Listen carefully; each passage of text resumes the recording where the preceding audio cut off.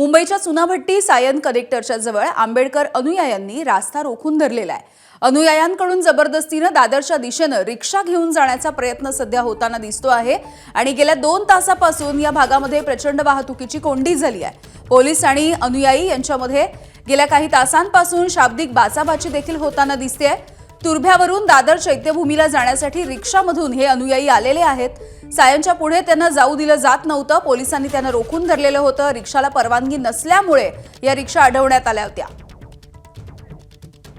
अक्षय भाटकर आमचे प्रतिनिधी आपल्याला माहिती देत आहेत।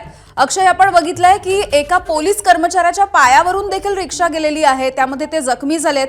दुसरीकडे अनेक रिक्षा दामटवण्याचा देखील प्रकार घडलेला आहे।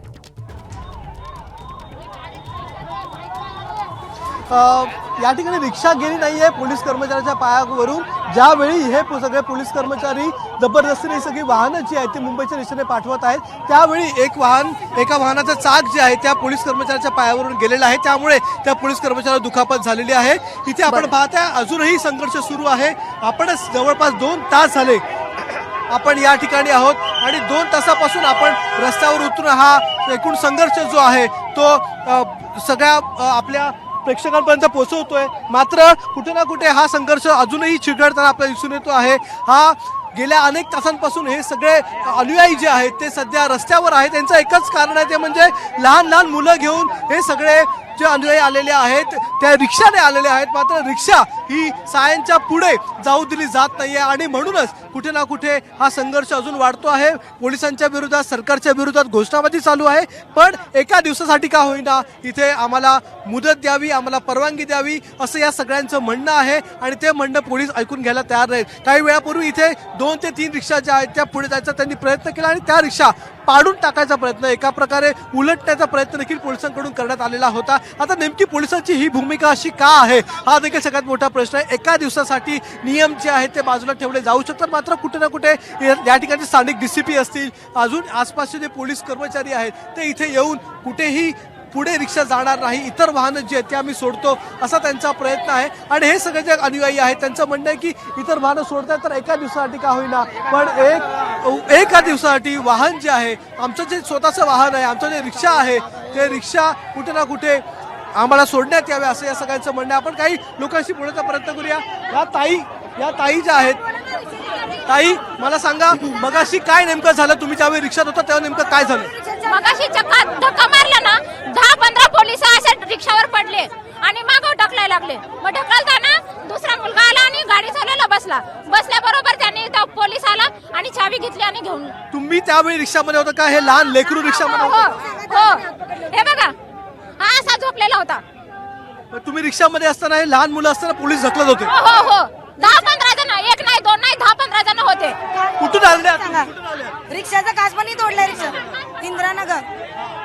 सांगा वहिनी मग। आपण पाहताय की कशा प्रकारे पोलीस या ठिकाणी अडवत होते आणि हे सगळे लहान मुलं, महिला त्या रिक्षामध्ये त्या ठिकाणी होते। इथे आपण पाहता रस्त्यावर बसलेले आहेत लोक, रस्त्यावर बसून इथे कुठे ना कुठे विरोध केला जातो आहे। हा जो विरोध आहे तो केवळ रिक्षा या पुढे सोडण्यात यावा यासाठीच आहे।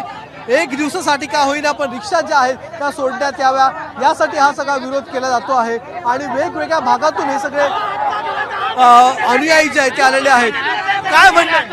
आजचा दिवस हा आमच्यासाठी खूप महत्वाचा आहे आणि आजच्या दिवशी आज पुण्यावरून महाराष्ट्रातून टोटली पब्लिक येते। तुम्हाला एक दिवस गाड्या सोडायला काय प्रॉब्लेम आहे? आमच्याकडे मोठ्या गाड्या कुठल्या ना रिक्षाच्या आमच्याकडे। पुण्याहून आम्ही आलो सर, आम्हाला सोडायला काय प्रॉब्लेम आहे? आम्ही 1 महिन्यापासून तर ट्रॅफिकच्या आत आहेत, छोटे मुलं आहेत माझ्याकडे, म्हातारे माणसं आहेत, काय झालं कोण जिम्मेदार राहील आम्हाला?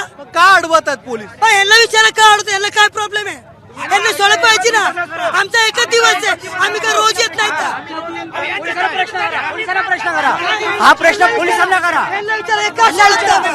आपण बघताय तीव्र सगळ्या भावना ज्या आहेत त्या तीव्र झालेल्या आहेत। पोलिसांच्या विरोधातल्या या भावना आहेत आणि एका दिवसासाठी परवानगी द्यावी असं या सगळ्यांचं म्हणणं आहे। मात्र एका दिवसासाठी देखील पोलीस परवानगी देत नाहीयेत, म्हणून इथे कुठे ना कुठे पोलिसांच्या विरोधात असेल किंवा प्रशासनाच्या विरोधात असेल सगळे अनुयायी रस्त्यावर आलेले आहेत। गेल्या 3 तासापासून हे सगळे अनुयायी जे आहेत रस्त्यावर आहेत। इथे या सगळ्या लोकांना कुठे ना कुठे पोलीस अडवत आहेत आणि त्याचं कारण एकच आहे, ते म्हणजे सायनच्या पुढे रिक्षा सोडणार नाही असं पोलिसांचं म्हणणं आहे। एका दिवसासाठी या रिक्षा सोडण्यात येऊ शकतात, मात्र तरी देखील पोलिसांनी अडवलेल्या आहेत असा आरोप या सगळ्या लोकांचा आहे. आणि पोलीस कुठे ना कुठे इथे जर आपण पाहतोय मोठ्या प्रमाणात पोलिसांचा बंदोबस्त आहे. पोलिसांचा बंदोबस्त ठेवून इथे सगळ्या रिक्षा या अडवलेल्या आहेत. एका बाजूला आता रिक्षा आपण पाहताय, एका बाजूला सगळ्या रिक्षा ज्या आहेत त्या करण्यात आलेल्या आहेत आणि त्या रिक्षा एका बाजूला करून इथे या सगळ्या लोकांना देखील अडवलेलं आहे. का अडवलेलं आहे, आम्हाला का इकडे बांधलं? छोटी मुलं घेऊन आलोय, सकाळपासून होतो आम्ही इथे उभा. पोलिसांनी आम्हाला काही सहकार्य केलं नाहीये. रिक्षा अडवतात, बाकीच्या गाड्यांना जाऊन देतात. बाबाच्या आशीर्वादाने आमच्याकडे 3 व्हीलर आले म्हणून आम्ही 3 व्हीलर घेऊन आलो. जर 4 व्हीलर आहे त्यांना पाठवतात हे लोक. हा का अन्याय आहे? लोकशाही आहे इथं, लोकशाही. तरी पण यांचा अन्याय कसा करायचा का? फाईन आहे ना, फाईन मारून आम्हाला जाऊ द्या पुढं. अलाउड नाही ना रिक्षा, ठीक आहे, फाईन मारा आणि जाऊ द्या. रोज येणार नाहीये इथे. 4 तास झालेले आहेत आणि या ठिकाणी 4 तास होऊन देखील इथे पोलिसांनी अडवून ठेवल्यामुळे मोठा संघर्ष झालेला आहे. डीसीपी या ठिकाणी आहे. डीसीपी आहे का? आणि आम्ही काय करू जेवण इथं टाकून देणार. का अडवलेलं आहे? सर, का अडवलेलं आहे?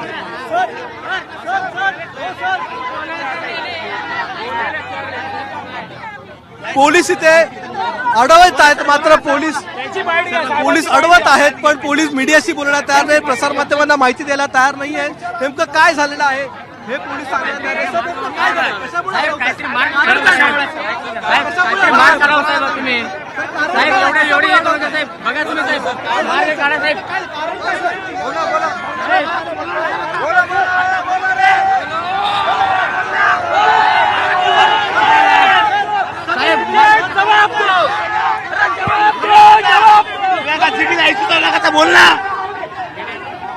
आपण पाहतोय पोलीस आपल्याशी बोलण्यात तयार नाही, नेमकं का अडवलं जातं हे सांगायला तयार नाहीयेत आणि त्यामुळे हा संघर्ष आणखीन वाढतोय, चिघळतोय. कुठे ना कुठे सरकार आता यामध्ये हस्तक्षेप करणार का हा प्रश्न आहे. या सगळ्या रिक्षा आपण पाहतोय, या सगळ्या रिक्षा मगापासून याच ठिकाणी उभ्या आहेत. 4 तास झालेले आहेत जवळपास आणि या रिक्षा याच ठिकाणी उभ्या आहेत. अनेक ठिकाणी इथे आपण पाहतोय ॲम्ब्युलन्स देखील इथे बाजूला सोमय्या हॉस्पिटल आहे आणि त्याला ज्या ॲम्ब्युलन्स येतात त्या ॲम्ब्युलन्सला जागा करून दिली जाते. मात्र त्या 4 चाकी आहेत, त्या 4 चाकी मात्र कुठे ना कुठे अडवल्या गेलेल्या आहेत आणि या अनुयायांकडून या थांबवल्या गेलेल्या आहेत, कारण की त्यांच्या रिक्षा पोलीस सोडायला तयार नाही आहेत आणि संपूर्ण रस्ता जो आहे, संपूर्ण महामार्ग जो आहे तो आता या अनुयायांनी देखील थांबवलेला आहे. पण बघताय त्यांची मुलाखत घ्या. ते बोलत नाही. पोलीस बोलत नाही, विचारा. पोलीस या ठिकाणी बोलत नाहीत.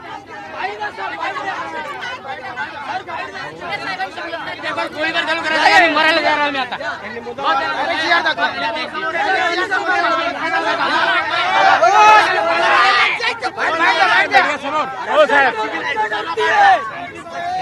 आपण बघता कशा प्रकारे लोक ऐका ना साहेब, पोलीस अधिकारी आहे ना बोलायला तयारच मागत नाही साहेब. का कारण काय आहे साहेब सांगा बोला. पोलीस अधिकारी तुम्ही प्रश्न करायला लागले त्यांनी बोलायला तयार नाहीत. काय विशेष काय साहेब मुद्दामून करतात. जे गरीब आहेत त्यांच्याकडे 3 व्हीलर आहे, जे पैसेवाले आहेत त्यांच्याकडे 4 व्हीलर आहे, जे सामान्य माणसं आहेत त्यांच्याकडे 2 व्हीलर आहे.